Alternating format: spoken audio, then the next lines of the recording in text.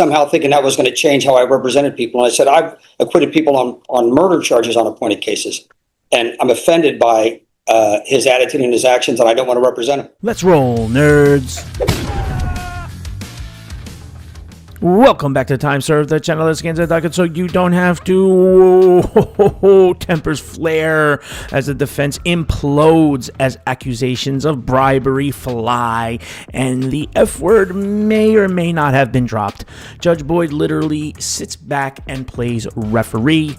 And here's where things officially get messy. This is supposed to be a straightforward plea deadline hearing, normally quick, procedural, and routine. But instead, we're watching a complete breakdown in communication between defendant and counsel.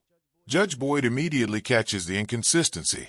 The defendant wants a new attorney, but is already speaking to the court-appointed one. This is a key legal moment. You don't automatically get a new free attorney simply because you don't like the plea offer. There has to be a valid conflict. The judge is trying to determine whether a real conflict exists, or if the defendant is simply stalling. Viewers, what do you think? Does this feel like miscommunication, or is the defendant trying to manipulate the system? Birthday, Cindy! Happy birthday, Cindy! She thought we were going to let that pass. Oh, meow. 2 very boring minutes later. All right. So today is plea deadline date. Jury trial? Well, Judge, I filed a motion to withdraw on all three of his cases. We have a Could I see the a motion? disagreement about representation.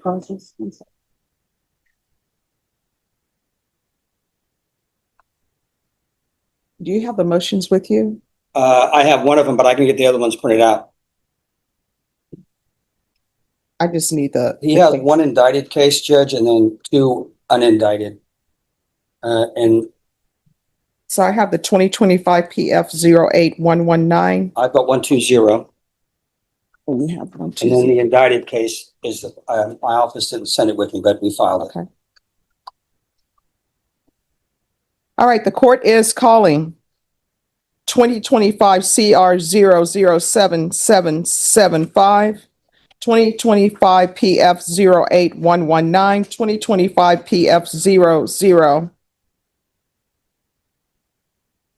2025 PF 08120. Could I have parties announced? Robert Maurer for defendant. And are you Mr. Dollar? Yes.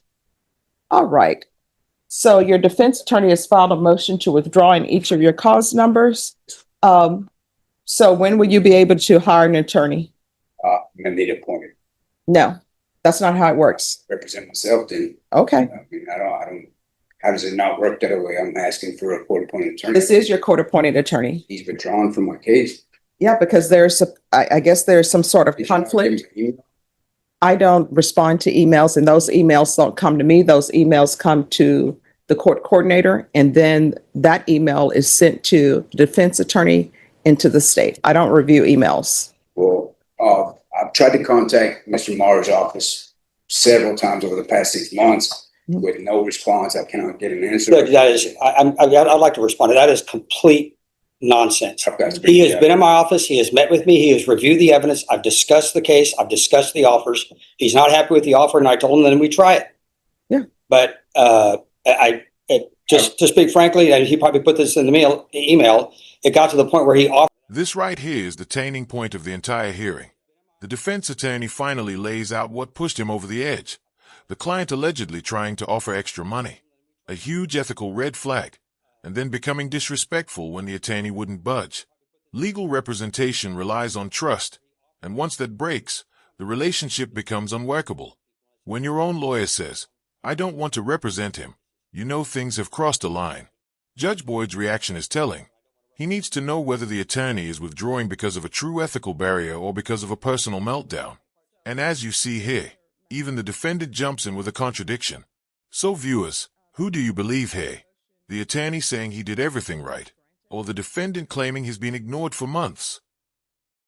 My bonds had me fucked up. No, I didn't. Your bonds were not. They told me, yeah, you did, and you called my pretrial officer and told them the same thing. Tried to get me locked up.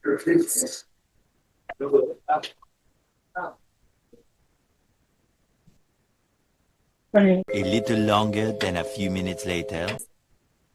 Oh, and you know what I ended up watching last night that brought me back to my childhood? Have you ever seen the cartoon, The Halloween Tree? Yeah. You need to watch that.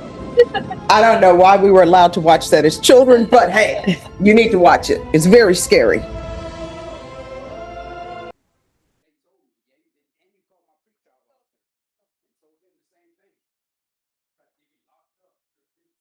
Well, Jason, when I come back, you will be gone.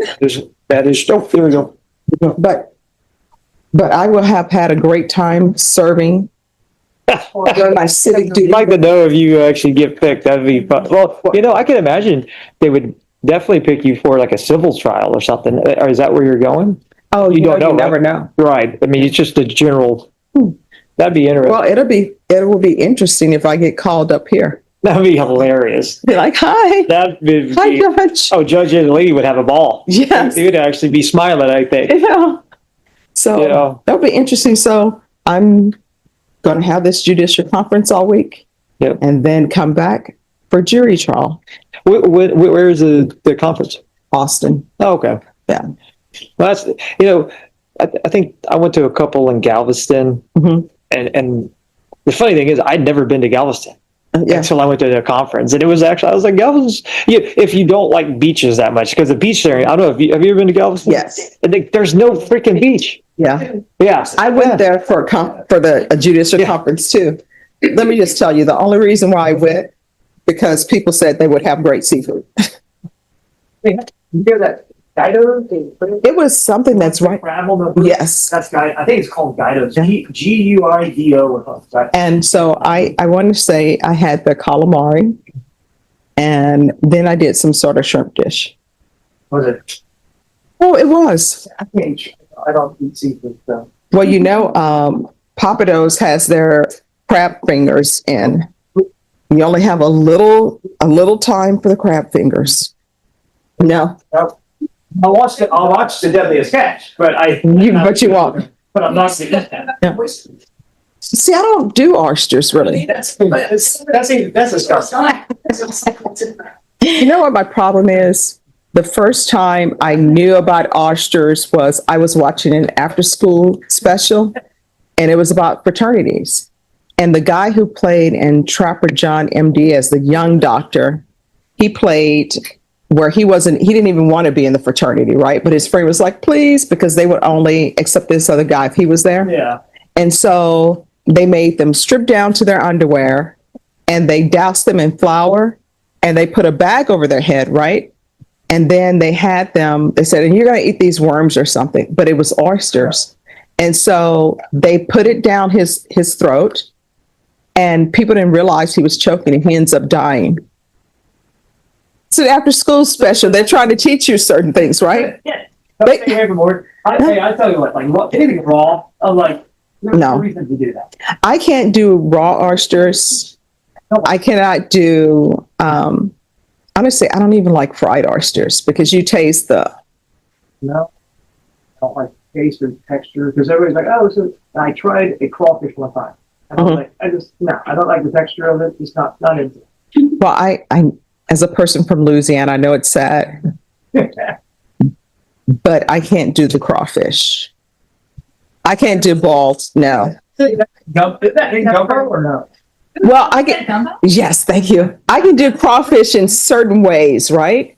But when you walk on campuses, they just be having the crawfish boil, right? Oh, yeah. And somebody told me once that when they boil the crawfish, like when they die, they burp up stuff, right? So when you see that whole little film thing on the top, that's from them burping up whatever they burp up. Gumbo is chicken sausage. Huh. My mom's from Louisiana. so Yes. she- Oh, what part? Jenny? Oh, Like, Okay. You know what that is? yes, but I'm from Shreveport, so. Yeah. Yeah. They know about that stuff. No, let me just tell you, I've taken plenty of a Greyhound bus.